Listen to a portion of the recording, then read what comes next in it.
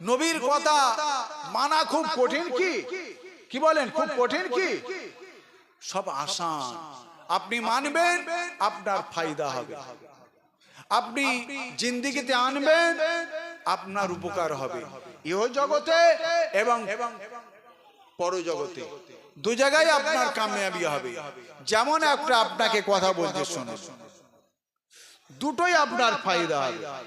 এক নাম্বার হচ্ছে, আপনি আল্লাহ রসুল বলেছেন, কেউ যদি একটা সুন্নত জিন্দা করে 100 শহীদানের সব সে পাবে।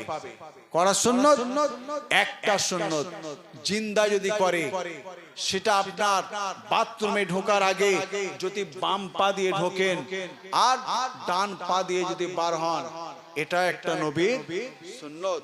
মসজিদে ওঠার সময় আপনি যদি ডান পা দিয়ে ওঠেন আর